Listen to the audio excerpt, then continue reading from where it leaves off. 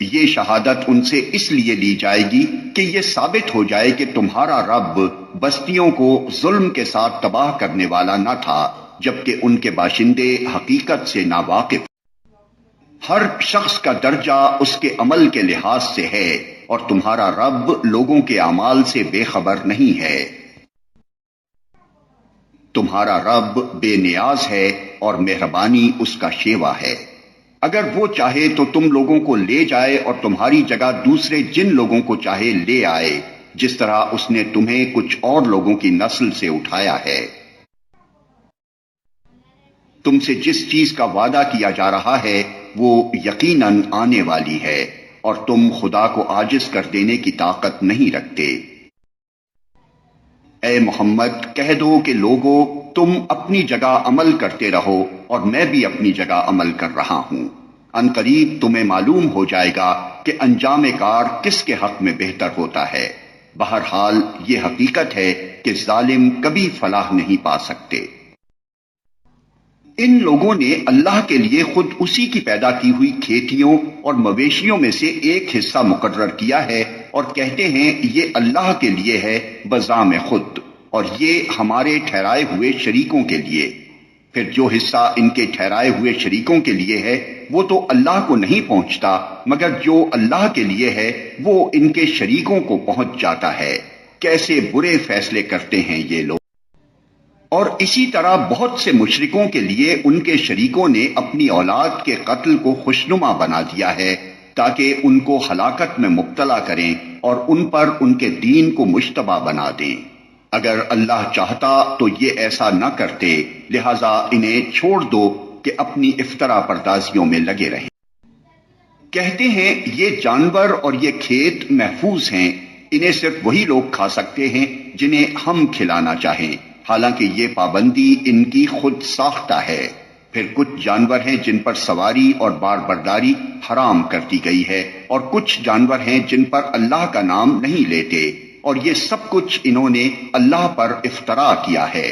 ان قریب اللہ انہیں ان افطرا پردازیوں کا بدلہ دے گا۔ اور کہتے ہیں کہ جو کچھ ان جانوروں کے پیٹ میں ہے یہ ہمارے مردوں کے لیے مخصوص ہے اور ہماری عورتوں پر حرام، لیکن اگر وہ مردہ ہو تو دونوں اس کے کھانے میں شریک ہو سکتے ہیں۔ یہ باتیں جو انہوں نے گھڑ لی ہیں ان کا بدلہ اللہ انہیں دے کر رہے گا۔ یقیناً وہ حکیم ہے اور سب باتوں کی اسے خبر ہے۔ یقیناً خسارے میں پڑ گئے وہ لوگ جنہوں نے اپنی اولاد کو جہالت و نادانی کی بنا پر قتل کیا اور اللہ کے دیے ہوئے رزق کو اللہ پر افطرا پردازی کر کے حرام ٹھہرا لیا۔ یقیناً وہ بھٹک گئے اور ہرگز وہ راہ راست پانے والوں میں سے نہ تھے۔ وہ اللہ ہی ہے جس نے طرح طرح کے باغ اور تاکستان اور نخلستان پیدا کیے، کھیتیاں اگائیں جن سے قسم قسم کے معقولات حاصل ہوتے ہیں، زیتون اور انار کے درخت پیدا کیے جن کے پھل صورت میں مشابہ اور مزے میں مختلف ہوتے ہیں۔ کھاؤ ان کی پیداوار جبکہ یہ پھلیں، اور اللہ کا حق ادا کرو جب ان کی فصل کاٹو، اور حد سے نہ گزرو کہ اللہ حد سے گزرنے والوں کو پسند نہیں کرتا۔ پھر وہی ہے جس نے مویشیوں میں سے وہ جانور بھی پیدا کیے جن سے سواری اور بار برداری کا کام لیا جاتا ہے، اور وہ بھی جو کھانے اور بچھانے کے کام آتے ہیں۔ کھاؤ ان چیزوں میں سے جو اللہ نے تمہیں بخشی ہیں، اور شیطان کی پیروی نہ کرو کہ وہ تمہارا کھلا دشمن ہے۔ یہ 8 نر و مادہ ہیں، 2 بھیڑ کی قسم سے اور 2 بکری کی قسم سے۔ اے محمد ان سے پوچھو کہ اللہ نے ان کے نر حرام کیے ہیں یا مادہ، یا وہ بچے جو بھیڑوں اور بکریوں کے پیٹ میں ہوں۔ ٹھیک ٹھیک علم کے ساتھ مجھے بتاؤ اگر تم سچے ہو۔ اور اسی طرح 2 اونٹ کی قسم سے ہیں اور 2 گائے کی قسم سے۔ پوچھو ان کے نر اللہ نے حرام کیے ہیں یا مادہ، یا وہ بچے جو اونٹنی اور گائے کے پیٹ میں ہوں۔ کیا تم اس وقت حاضر تھے جب اللہ نے ان کے حرام ہونے کا حکم تمہیں دیا تھا؟ پھر اس شخص سے بڑھ کر ظالم اور کون ہوگا جو اللہ کی طرف منسوب کر کے جھوٹی بات کہے تاکہ علم کے بغیر لوگوں کی غلط رہنمائی کرے۔ یقیناً اللہ ایسے ظالموں کو راہ راست نہیں دکھاتا۔ اے محمد ان سے کہو کہ جو وحی میرے پاس آئی ہے اس میں تو میں کوئی چیز ایسی نہیں پاتا جو کسی کھانے والے پر حرام ہو، الا یہ کہ وہ مردار ہو یا بہایا ہوا خون ہو یا سور کا گوشت ہو کہ وہ ناپاک ہے، یا فسق ہو کہ اللہ کے سوا کسی اور کے نام پر ذبح کیا گیا ہو۔ پھر جو شخص مجبوری کی حالت میں کوئی چیز ان میں سے کھا لے بغیر اس کے کہ وہ نافرمانی کا ارادہ رکھتا ہو اور بغیر اس کے کہ وہ حد ضرورت سے تجاوز کرے، تو یقیناً تمہارا رب درگزر سے کام لینے والا اور رحم فرمانے والا ہے۔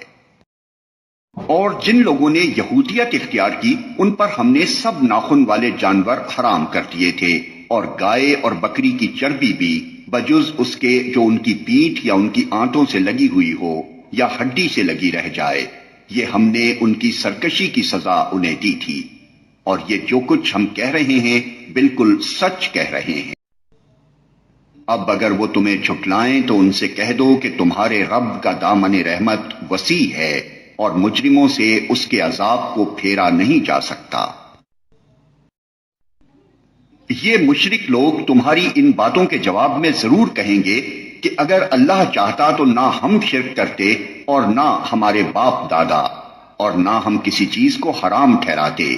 ایسی ہی باتیں بنا بنا کر ان سے پہلے کے لوگوں نے بھی حق کو جھٹلایا تھا، یہاں تک کہ آخر کار ہمارے عذاب کا مزہ انہوں نے چکھ لیا۔ ان سے کہو کیا تمہارے پاس کوئی علم ہے جسے ہمارے سامنے پیش کر سکو؟ تم تو محض گمان پر چل رہے ہو اور نری قیاس آرائیاں کرتے ہو۔ پھر کہو تمہاری اس حجت کے مقابلے میں حقیقت رس حجت تو اللہ کے پاس ہے، بے شک اگر اللہ چاہتا تو تم سب کو ہدایت دے دیتا۔ ان سے کہو کہ لاؤ اپنے وہ گواہ جو اس بات کی شہادت دے کہ اللہ ہی نے ان چیزوں کو حرام کیا ہے، پھر اگر وہ شہادت دے دیں تو تم ان کے ساتھ شہادت نہ دینا، اور ہرگز ان لوگوں کی خواہشات کے پیچھے نہ چلنا جنہوں نے ہماری آیات کو جھٹلایا ہے اور جو آخرت کے منکر ہیں اور جو دوسروں کو اپنے رب کا ہمسر بناتے ہیں۔ اے محمد ان سے کہو کہ آؤ میں تمہیں سناؤں تمہارے رب نے تم پر کیا پابندیاں عائد کی ہیں۔ یہ کہ اس کے ساتھ کسی کو شریک نہ کرو، اور والدین کے ساتھ نیک سلوک کرو، اور اپنی اولاد کو مفلسی کے ڈر سے قتل نہ کرو، ہم تمہیں بھی رزق دیتے ہیں اور ان کو بھی دیں گے، اور بے شرمی کی باتوں کے قریب بھی نہ جاؤ خواہ وہ کھلی ہوں یا چھپی، اور کسی جان کو جسے اللہ نے محترم ٹھہرایا ہے ہلاک نہ کرو مگر حق کے ساتھ۔ یہ باتیں ہیں جن کی ہدایت اس نے تمہیں کی ہے، شاید کہ تم سمجھ بوجھ سے کام لو۔ اور یہ کہ یتیم کے مال کے قریب نہ جاؤ مگر ایسے طریقے سے جو بہترین ہو، یہاں تک کہ وہ اپنے سنے رشد کو پہنچ جائے، اور ناپ تول میں پورا انصاف کرو۔ ہم ہر شخص پر ذمہ داری کا اتنا ہی بار رکھتے ہیں جتنا اس کے امکان میں ہے، اور جب بات کہو انصاف کی کہو، خواہ معاملہ اپنے رشتہ دار ہی کا کیوں نہ ہو، اور اللہ کے عہد کو پورا کرو۔ ان باتوں کی ہدایت اللہ نے تمہیں کی ہے، شاید کہ تم نصیحت قبول کرو۔ نیز اس کی ہدایت یہ ہے کہ یہی میرا سیدھا راستہ ہے، لہذا تم اسی پر چلو اور دوسرے راستوں پر نہ چلو کہ وہ اس کے راستے سے ہٹا کر تمہیں پراگندہ کر دیں گے۔ یہ ہے وہ ہدایت جو تمہارے رب نے تمہیں کی ہے، شاید کہ تم کجروی سے بچو۔ پھر ہم نے موسیٰ کو کتاب عطا کی تھی جو بھلائی کی روش اختیار کرنے والے انسان پر نعمت کی تکمیل اور ہر ضروری چیز کی تفصیل اور سراسر ہدایت و رحمت تھی، اور اس لیے بنی اسرائیل کو دی گئی تھی کہ شاید لوگ اپنے رب کی ملاقات پر ایمان لائیں۔ اور اسی طرح یہ کتاب ہم نے نازل کی ہے، ایک برکت والی کتاب، پس تم اس کی پیروی کرو اور تقوی کی روش اختیار کرو، بعید نہیں کہ تم پر رحم کیا جائے۔ اب تم یہ نہیں کہہ سکتے کہ کتاب تو ہم سے پہلے کے دو گروہوں کو دی گئی تھی اور ہم کو کچھ خبر نہ تھی کہ وہ کیا پڑھتے پڑھاتے تھے۔ اور اب تم یہ بہانہ بھی نہیں کر سکتے کہ اگر ہم پر کتاب نازل کی گئی ہوتی تو ہم ان سے زیادہ راست رو ثابت ہوتے۔ تمہارے پاس تمہارے رب کی طرف سے ایک دلیل روشن اور ہدایت اور رحمت آ گئی ہے۔ اب اس سے بڑھ کر ظالم کون ہوگا جو اللہ کی آیات کو جھٹلائے اور ان سے منہ موڑے؟ جو لوگ ہماری آیات سے منہ موڑتے ہیں انہیں اس روگردانی کی پاداش میں ہم بدترین سزا دے کر رہیں گے۔ کیا اب لوگ اس کے منتظر ہیں کہ ان کے سامنے فرشتے آ کھڑے ہوں، یا تمہارا رب خود آ جائے، یا تمہارے رب کی بعض سری نشانیاں نمودار ہو جائیں؟ جس روز تمہارے رب کی بعض مخصوص نشانیاں نمودار ہو جائیں گی، پھر کسی ایسے شخص کو اس کا ایمان کچھ فائدہ نہ دے گا جو پہلے ایمان نہ لایا ہو، یا جس نے اپنے ایمان میں کوئی بھلائی نہ کمائی ہو۔ اے محمد، ان سے کہہ دو کہ اچھا تم انتظار کرو، ہم بھی انتظار کرتے ہیں۔ جن لوگوں نے اپنے دین کو ٹکڑے ٹکڑے کر دیا اور گروہ گروہ بن گئے، یقیناً ان سے تمہارا کچھ واسطہ نہیں۔ ان کا معاملہ تو اللہ کے سپرد ہے، وہی ان کو بتائے گا کہ انہوں نے کیا کچھ کیا ہے۔ جو اللہ کے حضور نیکی لے کر آئے گا اس کے لیے 10 گنا اجر ہے، اور جو بدی لے کر آئے گا اس کو اتنا ہی بدلہ دیا جائے گا جتنا اس نے قصور کیا ہے، اور کسی پر ظلم نہ کیا جائے گا۔ اے محمد کہو، میرے رب نے بالیقین مجھے سیدھا راستہ دکھا دیا ہے، بالکل ٹھیک دین جس میں کوئی ٹیڑھ نہیں، ابراہیم کا طریقہ جسے یکسو ہو کر اس نے اختیار کیا تھا اور وہ مشرکوں میں سے نہ تھا۔ کہو، میری نماز، میرے تمام مراسم عبودیت، میرا جینا اور میرا مرنا، سب کچھ اللہ رب العالمین کے لیے ہے، جس کا کوئی شریک نہیں۔ اسی کا مجھے حکم دیا گیا ہے، اور سب سے پہلے سر اطاعت جھکانے والا میں ہوں۔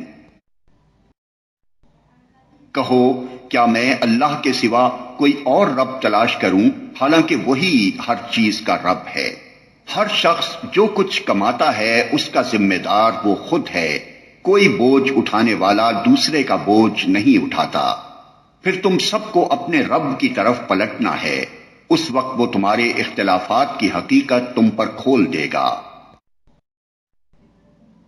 وہی ہے جس نے تم کو زمین کا خلیفہ بنایا اور تم میں سے بعض کو بعض کے مقابلے میں زیادہ بلند درجے دیے، تاکہ جو کچھ تم کو دیا ہے اس میں تمہاری آزمائش کرے۔ بے شک تمہارا رب سزا دینے میں بھی بہت تیز ہے، اور بہت درگزر کرنے اور رحم فرمانے والا بھی ہے۔